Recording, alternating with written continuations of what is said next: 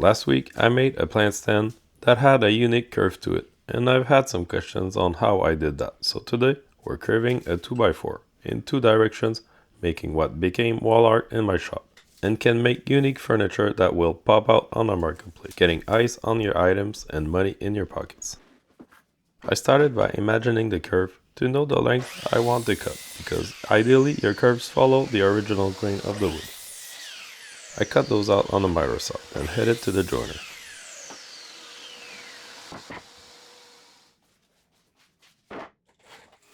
Here I have to get it perfect, because any gap in this will ruin the illusion and make it obvious what's going on. This 2x4 wasn't great either, but it wasn't too many passes to get two sides square to each other.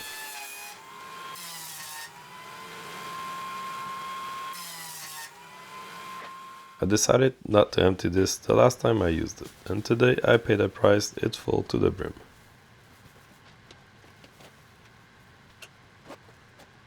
On the planer, I did a single pass on each side, a pretty aggressive pass that got it all.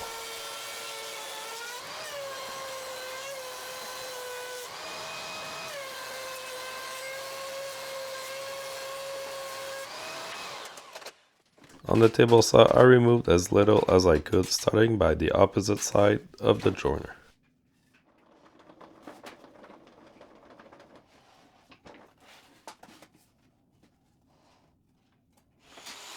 If you like videos like this, 2x4 builds and more, please like and subscribe. I've got a ton coming up, thanks to all subscribers.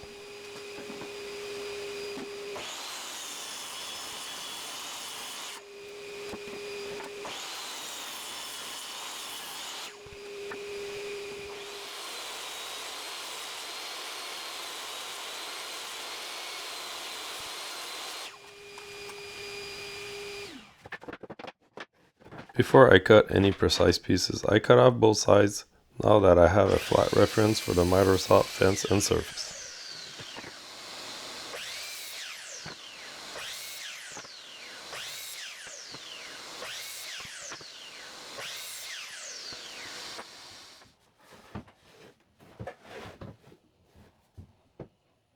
I place the pieces on the table and trace lines where I'll be doing curves. I need about twice the width of a 2x4 to get it in the radius. You'll see what this is about in a few seconds. I could visualize it easier because I did this before. For now, this looks like nothing, but believe me, it'll look like a bent 2x4 in no time.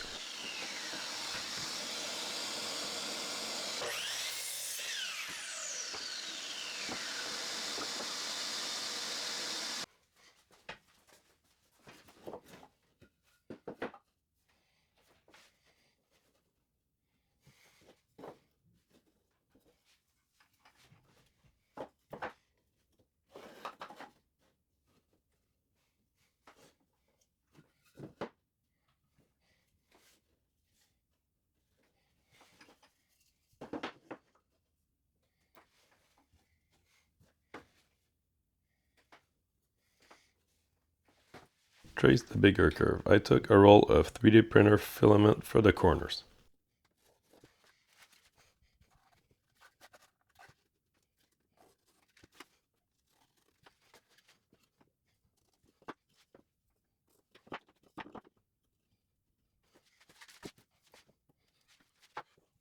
For the inside curves, I used this almost empty roll of tape that I could squish into a perfect match, but I traced a line using the other 2x4 for the width. I cut those on the bandsaw, quick and easy.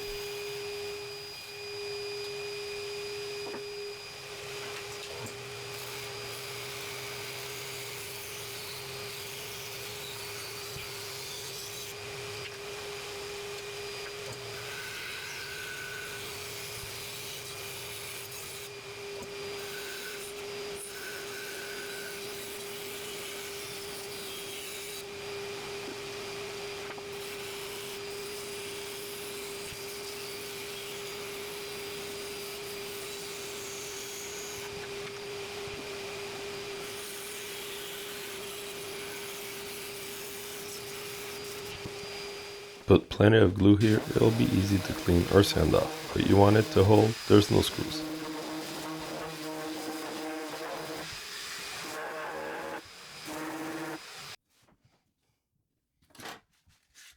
close it up, and I use the spider clamps to make sure all the gaps were tight.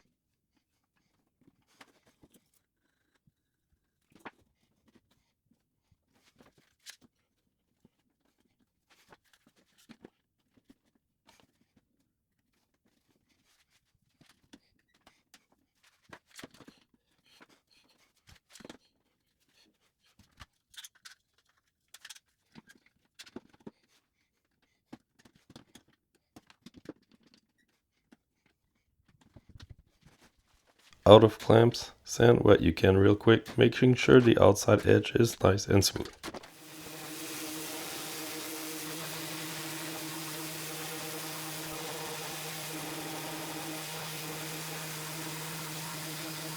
On the spindle sander, do the same for the inside curves.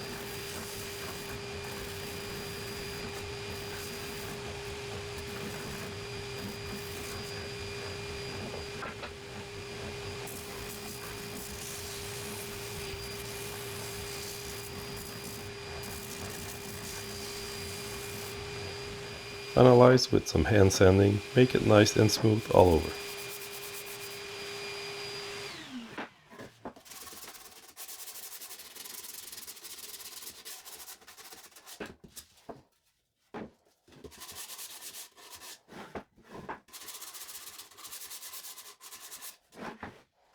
For this step, I'm using my palm router and a 1/2 inch round over bit, which does quick work of this edge. But a sander can do much slower if you don't have one. As long as you kill that edge, it'll all blend together and make it look like wood.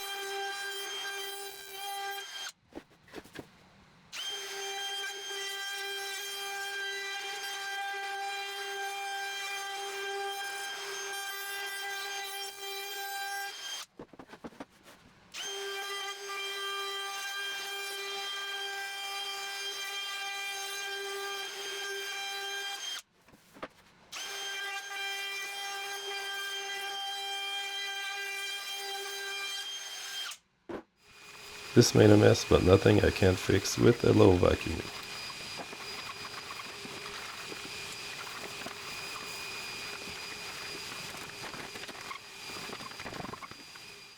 Finalize with a bit of sanding, removing any router marks or imperfections.